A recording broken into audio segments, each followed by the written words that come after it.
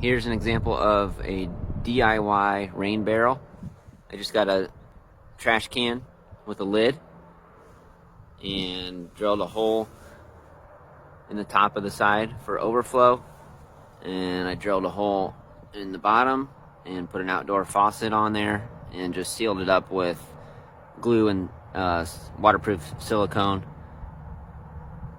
And then on the top of the lid I cut out another hole and put this little sink screen in there just to filter out just all the debris that might come off of the roof or wherever you're attaching this.